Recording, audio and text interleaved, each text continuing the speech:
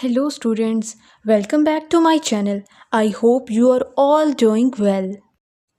In today's lecture, we are going to explore verbs. By the end of this video, you will be able to identify and use verbs confidently in your writing and speaking.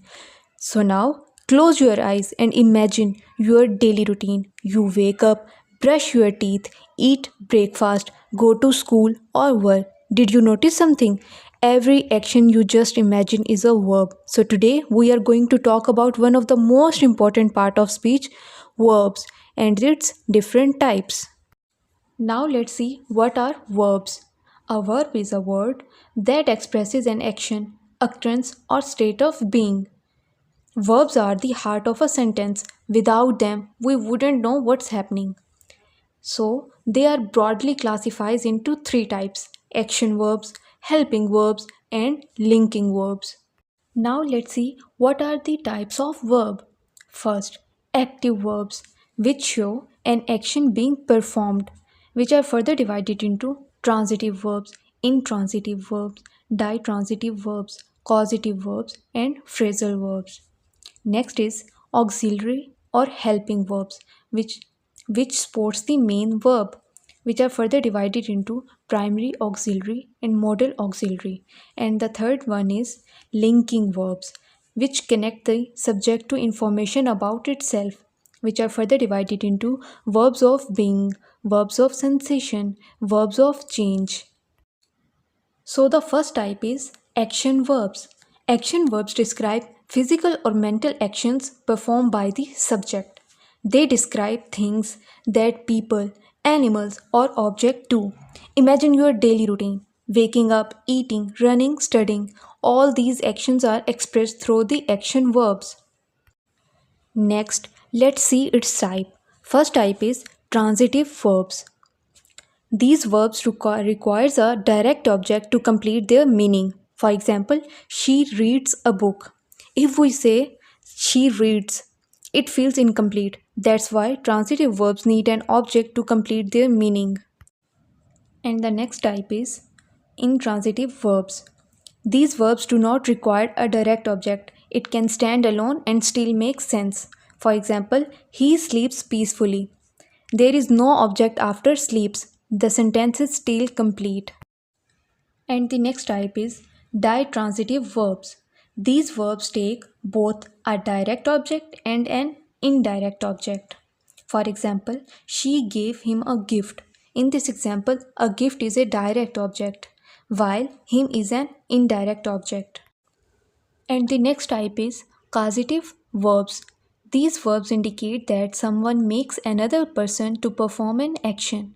For example, she made him cry. And the last type is phrasal verbs. These are the verbs combined with prepositions or adverbs to form a meaning different from the base verb. So basically, they are two or more words that together form a new meaning. For example, she gave up smoking. In this example, gave up mean to quit, which is different from give. Now let's see what are helping verbs. Helping verbs support the main verb to form different tenses, moods, or voices. They are divided into primary helping verbs and modal helping verbs.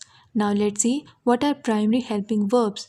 These verbs help in forming tenses and grammatical structures.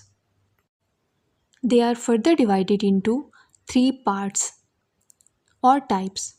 First, be verbs used in continuous, progressive tenses and passive voice. Forms am, is, are, was, were.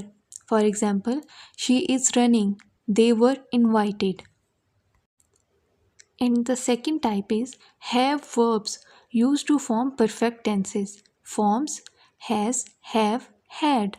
For example, she has finished her work. And the third type is do verbs used in questions, negatives, and emphatic sentences. Forms do, does, did. For example, do you like coffee? She does not want to go. Now let's see what are modal helping verbs. These verbs express ability, possibility, necessity, obligations, or permission. In ability, we use can or could. For example, she can swim, which show present ability. And the next example is he could run fast, which show past ability. In permission, we use may and might. For example, may I leave early, which show asking permission. And the next example is you might go if you finish your work, which show permission with possibility. And in obligation, we used must and should. For example, you must wear a seat belt, which show strong obligation. And the next example is you should eat healthy, which show advice or mild obligation. In possibility, we use may, might, could. For example, it may rain today, which show possibility. And the next example is she might be at home, which show uncertainty. And in necessity, we use shall, will, would. For example, you shall obey the rules, which show strong necessity. And in next example, she will help you, which show future necessity. Now let's see what are linking verbs. Linking verbs do not express action but rather connect the subject to more information about itself. They are further divided into three types: verbs of being, verbs of sensation, verbs of change. First type is verbs of being, which express a state of existence. Some words to describe them are am, is, are, was, were, be, been, being. For example, he is a doctor. And the next type is verbs of sensation, which relate to the senses, like look, smell, sound, taste, feel. For example, the cake smells delicious. She looks happy. And the next type is verbs of change, indicate a change in state.